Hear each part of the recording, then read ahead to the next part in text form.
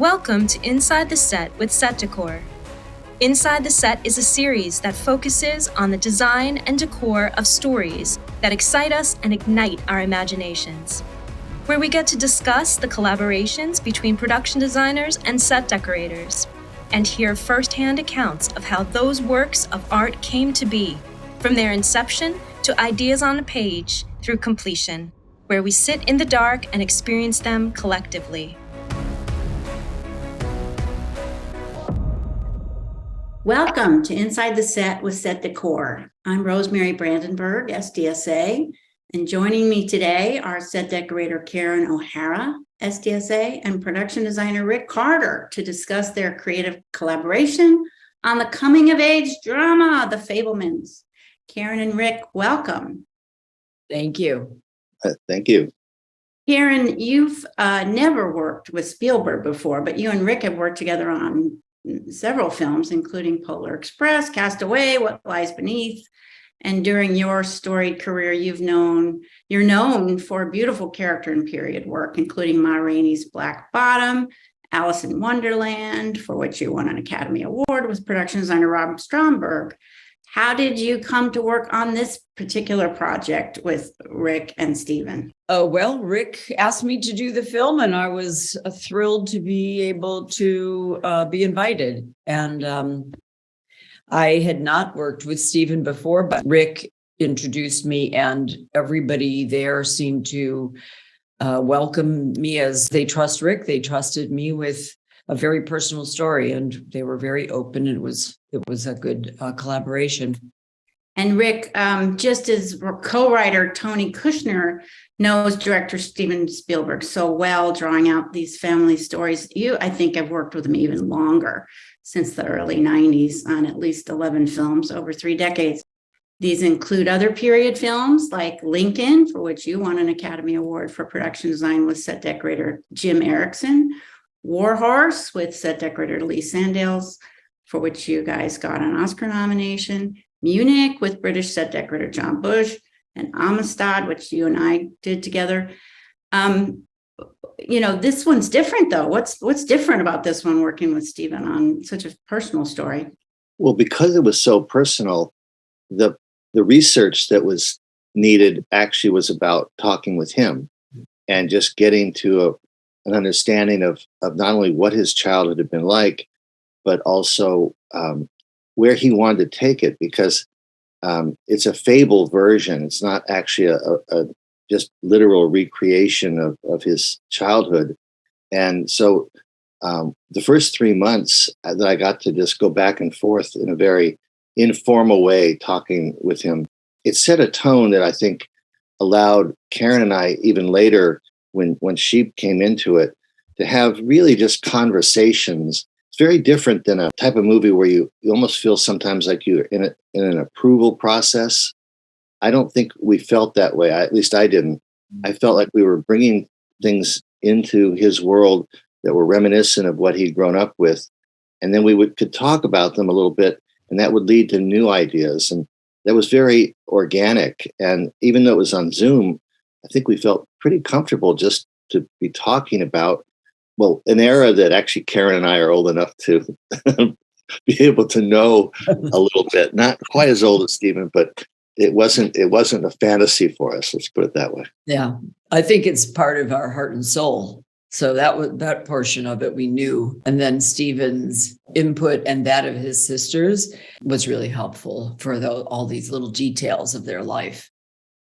And that was, if I could just say that was one part of it that was unusual that you wouldn't normally have, which is, while of course it's Steven's movie and it had to be sets that he could work with and be inspired by, but we also had his 3 sisters' point of view, and that's 3 other points of view on the same material.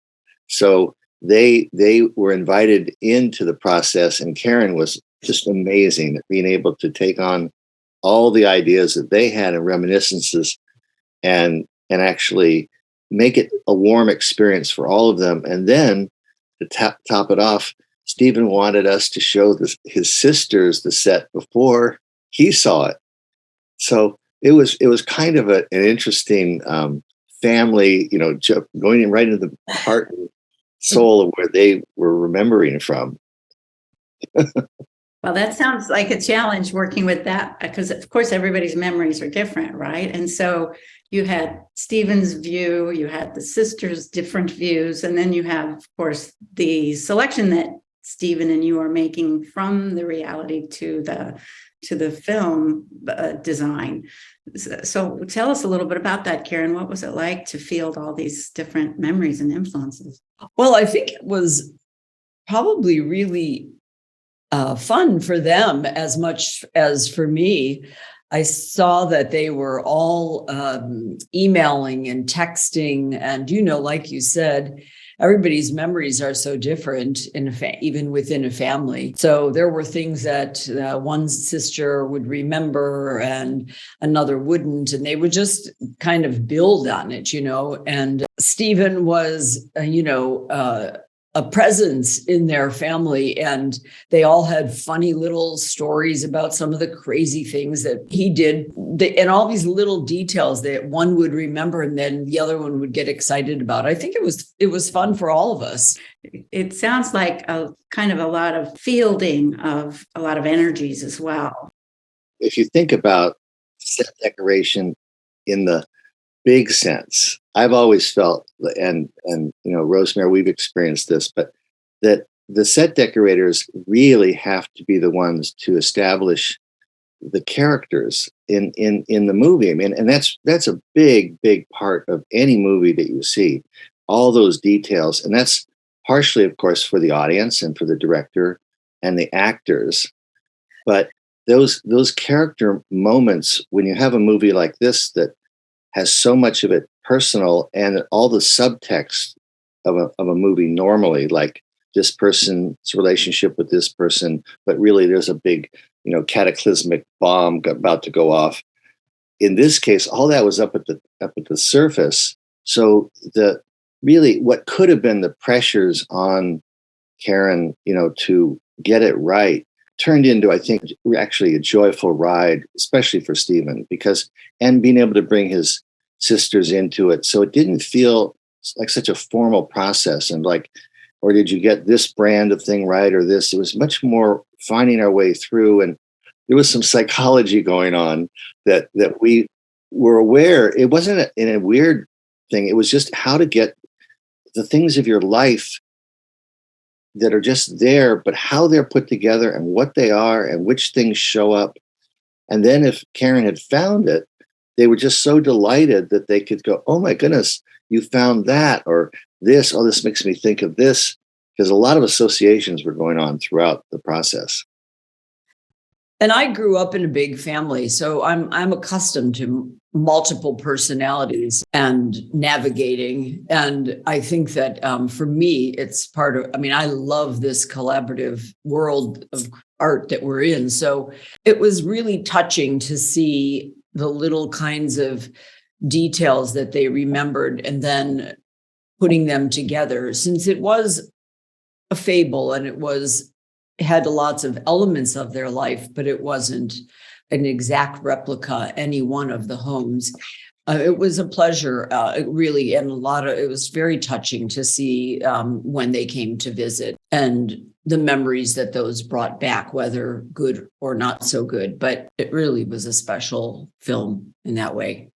The other thing about the movie, just to comment off of what you're saying, Karen, how so many movies that one can be on are, I sort of look at them like they're horizontal in that it's how much stuff can you put on the screen, and they've gotten so big, some of these movies, that just the machine to put all of it on the screen and to produce it sometimes, this one was actually more vertical.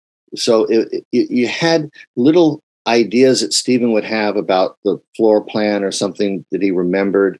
And we didn't actually go back to his real places. We just decided we knew enough to jump from there to make the Fable version.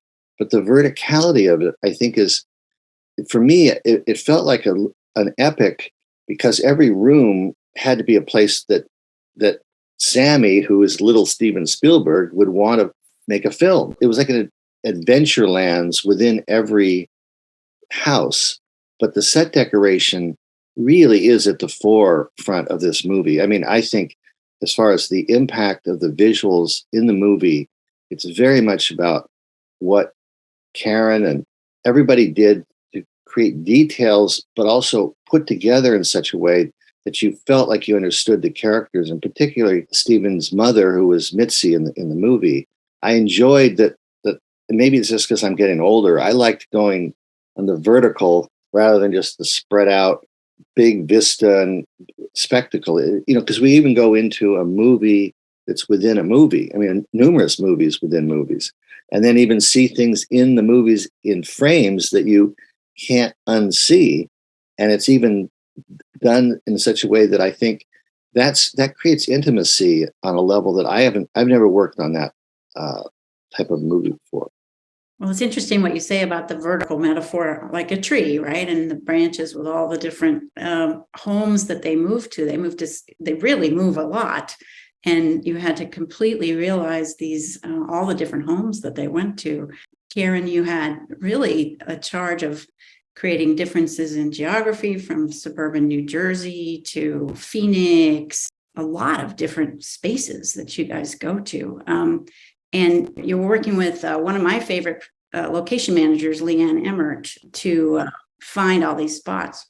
Oh, well, first of all, yes, Leanne is she's another person who could be in one of these boxes that we're in right now. As far as her contribution to the movie, her spirit, her intelligence, and her energy, which all of those are formidable, and her producerial abilities.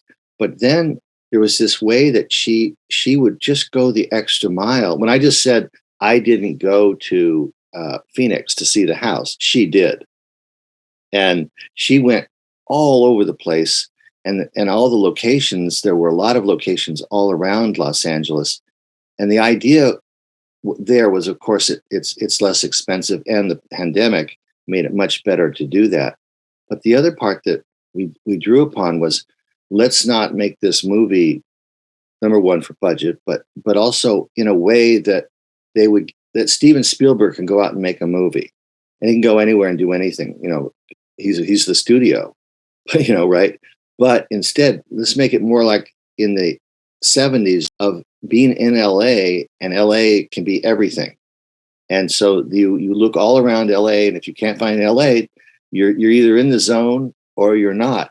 And that was the way movies were often made in the 70s and 80s. And so that was a kind of way of thinking about how to contain the movie, and also then actually give us other opportunities we wouldn't have thought of. The time period is, I don't know, it's about 12 or 15 years, I think. The subtleties, however, that you were pulling out between those different years, can you describe a little bit about selecting and focusing on what to use in the sets?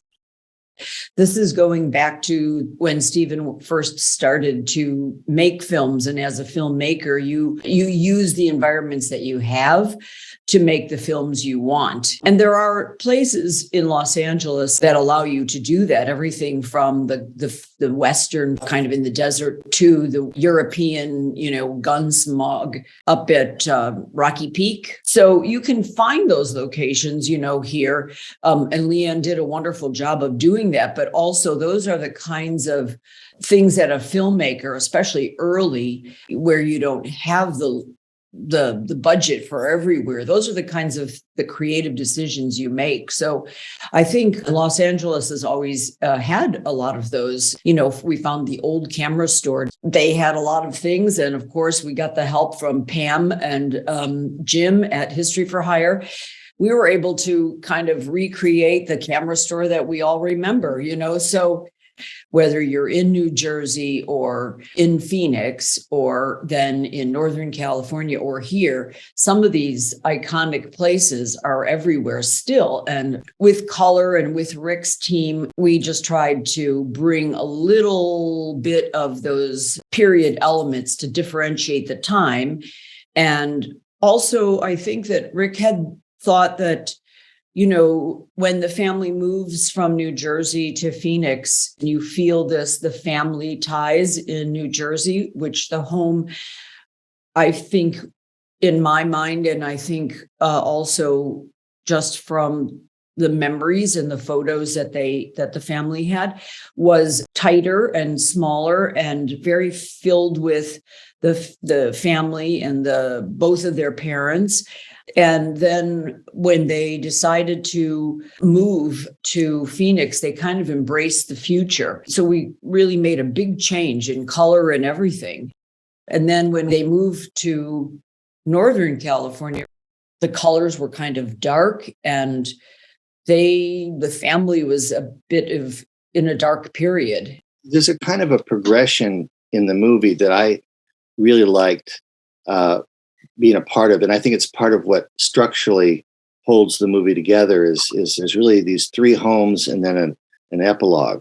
And the first set in New Jersey is, and this is where Karen, she just did so much, that all of it, but that's where it's old world of like World War II era coming out of that. It's still the grandparents kind of, they gave them the furniture and that kind of thing. Here's the dinner table. It's so the classic place where so much happens. The types of things, that art department, we all sometimes get into, especially in the art department, that no one sees or cares about at all. But we all love the ways of thinking sometimes that are under the surface. So we knew that the living room, for instance, had a green color on the wall. That was something Steven remembered. And we even, I think, had one photo that showed that.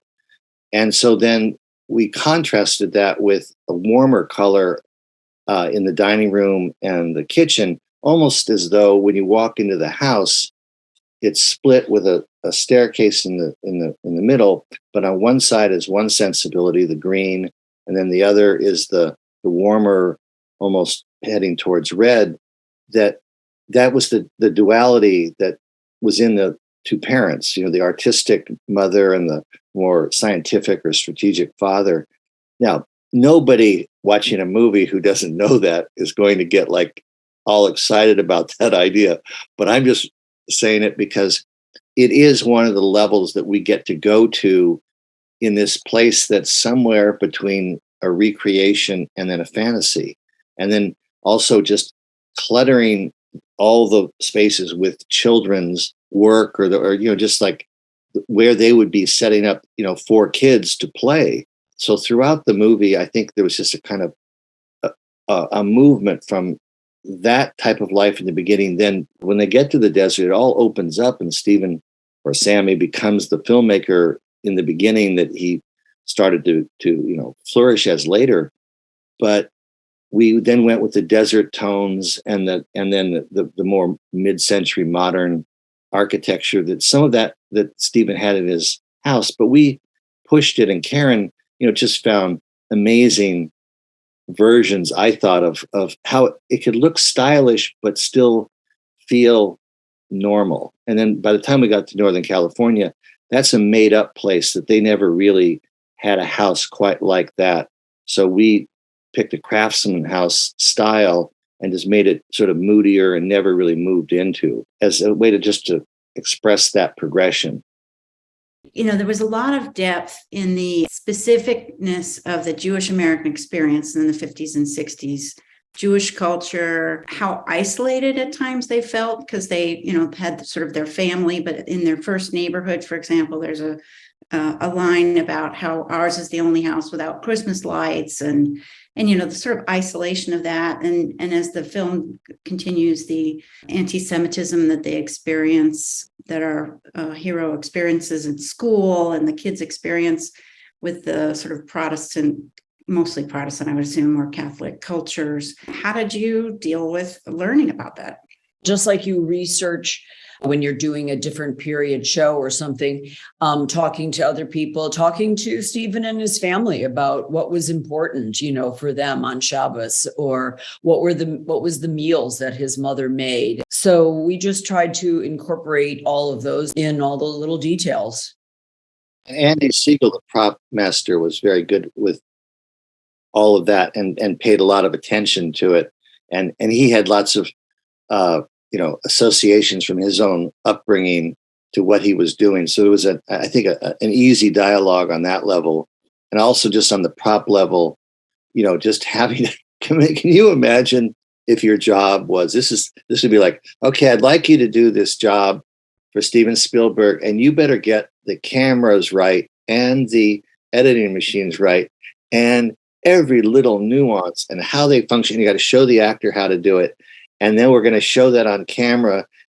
I mean, I just want to, it's like a hats off to walking into that job, Yeah.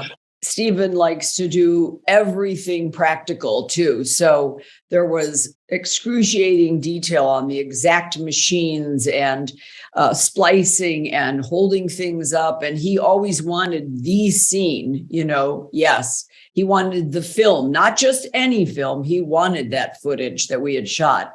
So Andy did an amazing job with that. What you were talking about earlier with the camera store, one of the things that was interesting about that was Leanne found this place. But of course, that place has another 50 years of other technology and stuff while still having the baseline of an old style camera store. It's had 50 more years of just stuff, and it's not a prosperous camera store. So it was like Karen and her team went in there and just gave it a new life. And so it could look like these pictures, which look so like, oh yeah, that's what it looked like. Well, that's not how it looked when we walked into that place. The wallpaper was there, which was fantastic. And some of the things were there, the cross where the film is put, all the Kodak film used to be. But Karen's team, and they had to do so much to make it look just so natural, like, oh yeah, that's the way it was. But it was so much fun for the people who own the store to see their place renovated like that. And then, of course, for Steven and Janusz to walk in and geek out over all, particularly Steven, over every camera that was in there and type of film. So it went pretty deep in a pretty funny way, because that's like a wonderland to them, this set, if you can imagine. It's two brothers that inherited this store. Really, I don't think they do very little now because they haven't really converted to anything digital. But they had so many things that were dear to them that had been in storage and a lot of dust. So we collected a lot. And like I said, we got so many things from various vendors and a lot from History for Hire and Pam. But Janusz walked in and bought the film, the camera store out of the certain rolls of film that they had that were still old. He bought everything because you don't see that anymore. And so it was a lot of fun. One more detail, if I can just, I don't mean to geek out on it, except for that it's really great to be able to do an interview, first of all, with you, Rosemary, because that just makes it great. And then the second part is that it's focused on the set decoration, because that is, in this movie in particular, such a major, it is the major, I think, what you get into in watching the movie on the visual level. So I just think it's wonderful to be able to think in those terms and express that. And so just thinking about, the sort of set decoration, it went all the way down into, well, who's going to draw Sammy's storyboards for the movie he would be making in Escape to Nowhere? And of course, it could really only be Steven who could do it, because he still draws the way he did back then. So then we had to kind of prompt him a bit, to really do it, because we said, this is going to be not just for the filming, which it was also partially for that, but a big part of it was going to be set dressing. So what you see in there is the way Steven actually does storyboard his movies. When he does that, he doesn't always storyboard, but those little kind of kid drawings. Some of them he still wants to do for the film. And then I would have to ask gently, because I would hear that he had done them in the car on the way. And I'd say, do you think you might want to see those above the desk? But the heart of the film is part of, I think, also Rick's long friendship and closeness and working relationship with Steven, and the colors and the kind of understanding of the time that we all grew up in. And the one person who does storyboards is you, Rick, that you also, you didn't do those for the film, but your little drawings that we have, that I have up on my wall, are very similar in this playful way. Well, actually, on this particular movie, I copied Steven because I had this thought in the very beginning. This was in that first 3 months. What I would do, sometimes what he will do is when he has an idea and he wants to convey it, he'll draw up his little drawing, and then he'll with his iPhone, he'll talk it through, whatever it is, and then send it off as a little iPhone thing about what he wants. So I, in the very beginning, started going through the script and just started doing these really, I didn't care how they looked as drawings, because, his drawings are pretty funky, but they really show what the camera would see. So I started doing that back to him in the very beginning as a way to communicate. And I really enjoyed it. It actually liberated me a bit to show those a little bit more than I used to. So that I learned that at this late age on this movie, just, make bad sketches, but they're fun to do. Kieran, you alluded to a moment where you were sort of almost cajoling Steven Spielberg to figure out what of his personal drawings he wanted in there, which ones he didn't. Was there a lot of that kind of conversation going on between the two of you? This movie was very, for him, I feel, and this is just my feeling, but he was doing a lot of, he describes it in the press kind of like that Tony Kushner was his therapist, because it's very introspective. There was a lot of things that he's, as we all do, you continuously process. You're looking back to move forward. So I think there were a lot of moments that, you could bring up something and then he would just flash back. When we did the camping, I was just talking to him about the kinds of things they would take on their camping, as a child. And then he could kind of just take a minute, from our scouting. We were scouting with Leanne. He would just go off a list of everything that the family would bring and all the very specific foods that they ate back then, and that he still makes a special hot dog on the 4th of July, even now. So, all these kinds of things, or meals that his mother would always cook. Remember, Rick, when we were in his bedroom in Northern California, there was some sun and light that Janusz had set up coming through the bedroom window. And he just had a minute, he laid on the bed and he started doing all these hand shadows on the wall. While everybody else is setting up and doing stuff, and he would do this, like, there's the shark above the thing, and here comes the, and this is having a fight, or this is a bird. He would do like a bird. So it was a much more elaborate sequence that he was creating, because it was actually the sequence, if you think about it, where you have a young person, they've left the thing that they love. Now they're cut off from their medium, of how to express all this stuff that's going on.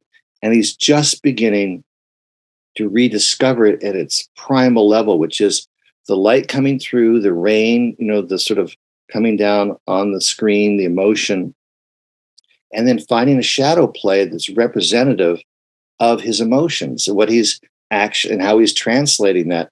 And that's very much the code that we've been watching, all of us, in all these movies, all these years, the split that he has in him between being artistic and being pragmatic and even scientific.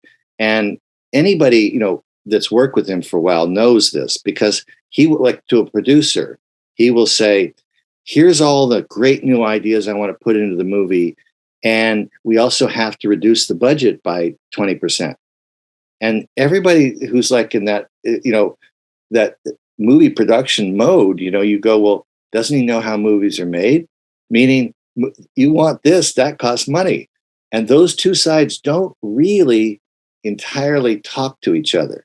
They do, but that's the minding the gap that he traverses, even the whole part of from his uncle Boris coming and discussing the tear between your family and your art, and that maybe, when he said, maybe you like this a little more, meaning you're looking right at the editing machine, and it's where you can have some control.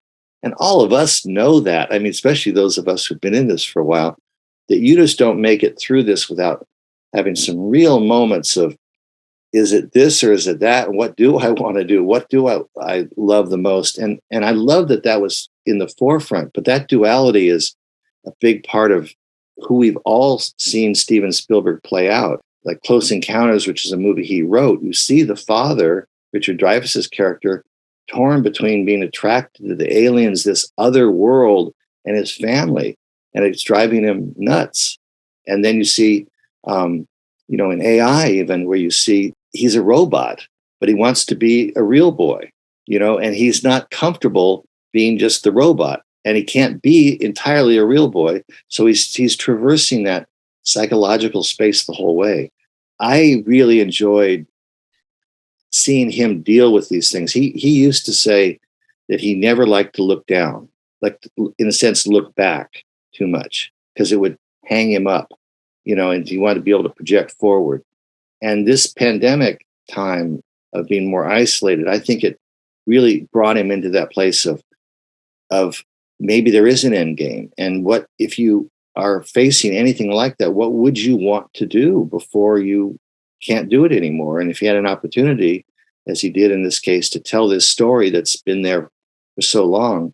And Tony did such an amazing job, and it's who he is to bring out the depth and the real conflict and not shy away from certain things.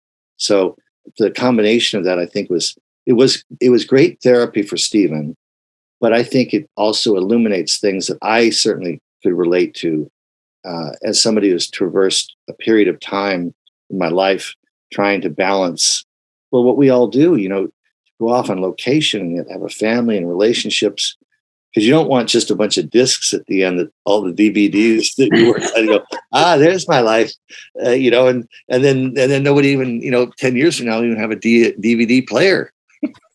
you gotta go, oh. Karen, when I worked with Rick, I always thought of him as the director whisperer. He's really good at figuring out what's in their heads. Is that something you experienced?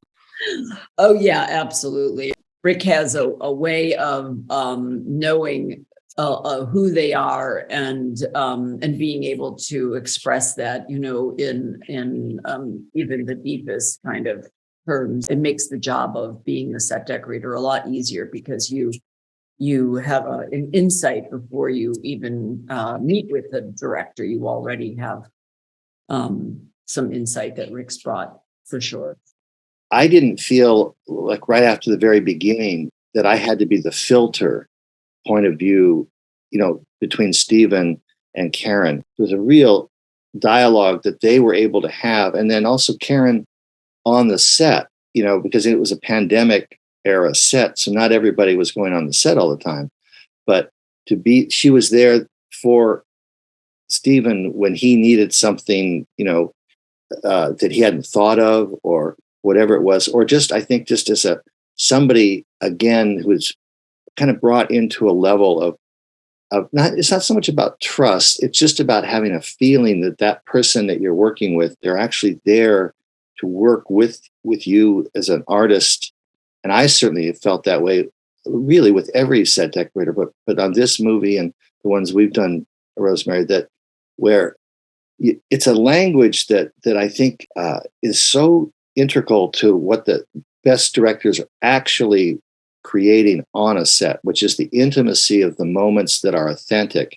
And if the environment is not right, and not so that the actors can feel it and they can feel it, or they can see where to put the camera, then it loses a level. And that's why a movie like this was a real joy, I think, especially for those of us who are older, because it was so old school. It didn't have a lot of geniuses walking around telling you things that you don't know about how some visual effect thing is going to work, and why there's people don't look like they're supposed to look. They're wearing dots, or they're doing whatever they're doing. And there's nothing wrong with that. We've all adapted. And I think we deserve a round of applause for having adapted. But I do think that touching it again on this other level was, for me, really joyful. And maybe, Karen, just if I could just say that one of the sets, it's the bedroom for Monica, the girlfriend character.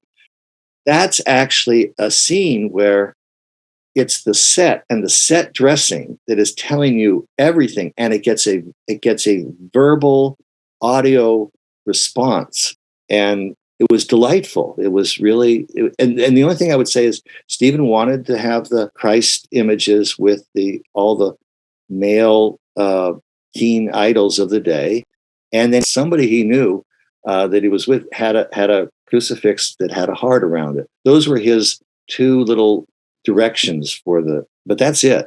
Karen, I loved that set, Monica's room, because so much of the film is either about cameras, camera stores, movie theaters, the film sets that he's making his own theaters, his own films, and then their home, and then you just jump into this crazy room. It was a wonderful contrast. Tell us a little bit about the process of putting this one together. Steven is one male with three sisters and a strong mother. And I think that part of my fun on the film was being the female voice. And then this bedroom was easy in the sense that I grew up during this time. I'm a little younger, but again, it's part of my soul in a sense. And I grew up a Catholic, so I was certainly familiar with that. But I will say that I was surprised, I guess, that the whole relationship between these sexy pictures of Jesus and all the heartthrob pictures, and when you're hanging them all on the wall, you're thinking, oh, wait a second, I see exactly what his girlfriend sees. How did you go about selecting these sexy Jesuses?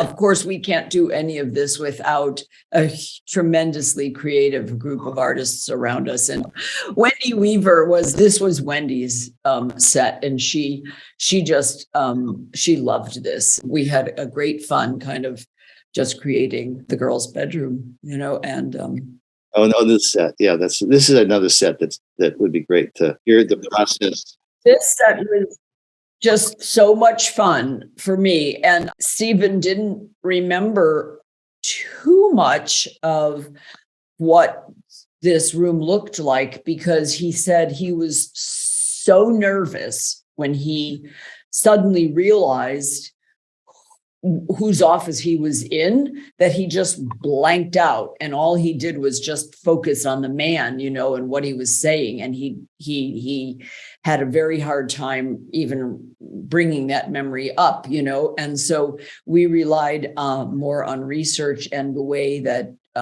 this office has been depicted in other films. Imagine that there's a guy sitting at a desk in a chair and maybe has a cigar, but you don't have anything else. So what do you know? You don't know anything.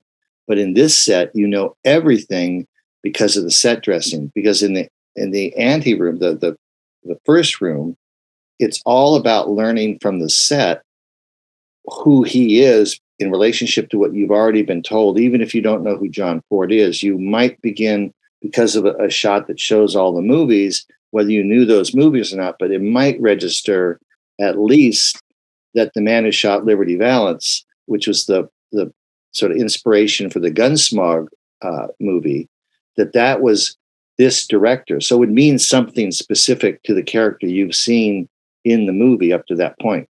So first of all, you're getting all that information without dialogue with the set dressing, and specifically where it is and how it's composed. And it's not like Steven came in and moved things around. He just came in and shot what Karen put there, the way she put it, and he found the shot. So there was an instinctive dialogue happening without words, actually, already, even in the outer office. Then when you get into the interior office, that the paintings on the walls are whether the horizon's high or low, and that's what John Ford finds interesting. That's dramatic. And in the middle, not so much. What he's telling young Sammy, which is what Sammy's learning and then walks off joyful, it sounds like it's just technical, right? But really, it's like a Zen koan, because really what he's saying is, your mother's up here, she's extreme, that's interesting. Your father's down here, that's interesting too. In the middle, it's the drama is going to make you into a filmmaker, so you can use that drama going forward. And literally, that's what happens in the next shot. I'm not saying that's specifically what Steven was thinking, all those steps, but that's my interpretation, that the code is these extremes that you feel, don't fight them. You have to traverse the middle, but you don't just get hung up necessarily doing a little bit of this and a little bit of that. At times you're going to be way over here, and it's going to be your art. Over here, your family, or you're going to be artistic, or you're going to be strategic, and you're going to be on budget. And so just reading the code, it's interesting, of course, that what he does is at the very last thing that's in the movie is you're aware of the filmmaker behind this whole story as he adjusts the camera in order to make it into one or the other. In this case, he lowers the horizon, and now it's more interesting. So I think that there's a lot coming in this coded level of not only this movie, but set decoration in a specific and in general way, what it really does for a movie when you want to communicate in a full range, if that makes sense. It's very interesting, and it speaks to the nature of this film dramatically. I mean, it's really these deep stories coming out in a way that's extremely accessible, makes it very accessible as an audience member. I really enjoyed the film. Karen, you spoke a little bit about one of your main collaborators, who was buyer Wendy Weaver, but you also worked with several other people. Do you want to give a shout out to some of the people that you enjoyed working with on your team? Yeah, I mean, all of us, we know and what I think we all thrive on is even at times the chaos, but we do thrive on that, but we also thrive on the collaboration. And I have been really fortunate to have a lot of people that are friends and I've worked with quite a bit. And Rick pulled together also an amazing group of art directors and assistant art directors, Andrew Kahn and my Wendy and I have Weaver and I have worked together. Karen Riemenschneider and I have worked together. I had Andrea Fenton and then Mark Weisenflew is my lead man who has always a really hardworking group of artists that can take on everything that is thrown at us. And we didn't really have a lot of things, difficult moments on this show, but we did have a lot of sets and a lot of locations. And then also Andy Siegel, our prop department, we had a very good relationship, and he was always giving me, hints and taking my hints. So it was, good construction crew. We had Anthony Syracuse. They had a lot of, we built all these 3 homes on the stages, and his whole team and the paint crew. It was something that I really enjoy about what I do. Absolutely. And Rick, is there anyone else that you'd like to single out from your team? Oh, the whole team, but Lauren Polisi, art director of the Phoenix House, and Andy Brummel, who set designed the New Jersey house and the Los Gatos house, and Desma Murphy, who was an art director who came in and had to become a train wrangler of numerous things. I mean, because that it looks like a simple setup, just a toy train on, but of course it's much more elaborate than that. She also did the school, the whole prom. She was the queen of the prom, and Andrew Kahn was the prince of the whatever it is of the prom. So those were sets that they just focused, and as well as Katie Wheelock, who did Ditch Day and also the campsite. All of them are very kind of normal sets. It's just the depth that you go into it and figure out some of the things that make it more cinematic and more impactful. There was just a wonderful group of really talented and dedicated people who really cared a lot. And I think maybe just because the pandemic had brought all of us into a greater sensitivity to work in our lives, and I think it just made for a good opportunity, and even the production, the way it was set up to be able to go out on location where we were the most vulnerable in the beginning, the first 5 weeks, but also not into the meat of those dramatic domestic scenes, then be able to come back to stage and then really just focus moving through the houses on the stage for the last part of the shoot. It worked out very well. And I think this kind of feeling of having a movie that comes out and you feel good about it, it's like this little bonus on top of all that work that we do every once in a while, to have something that you look at and go, well, it means something to me. Right. And Karen, you deserve a huge amount of credit for bringing in all of this period detail, of course. And I know you work with a lot of our wonderful Set Decorators Society business members, including, say, History for Hire and Playback Technologies and Omega and Lenny Marvin. Are there other vendors and other of our suppliers that you'd like to mention? We probably used things from almost everywhere. Alan and his whole team at Omega, we did a lot of upholstery there, and he helped. He's always been there for me if we have a hard time. Karen Riemenschneider, we were having a hard time finding the kitchen chairs. So, he helps to source those for us and upholster things. And we relied a lot on Charles Massa, who is, I believe, was number 3 in the Projectionist Union, and he still has this amazing collection of old projectors. We had a lot of projectors in this film, and all of his are working. And he knew Steven from being a projectionist for him in his past, and so Steven gave him a little role, even though I don't think it's in the final film, the back room at the Orpheum, but we recreated that. But he was a very huge help for us. You had to get a lot of pianos as well, or maybe there was one piano that traveled with them. I can't remember, but you're quite an expert on musical instruments that I remember we talked about for Ma Rainey's Black Bottom. But was there a particular place what was the story of the pianos? Did they have to play? How did it go? We had a piano person there so that we could make them silent and or playable on, depending on the scene, and if they were going to use professional pianist or Mitzi was going to play. It was just so lovely watching her play the piano. It was great with her beautiful yellow dress. I loved that scene. That was beautiful. And we did switch from an upright at their first house in front of their window in New Jersey to the baby grand when they moved to Phoenix. And then they took that with them to the last home that they were in.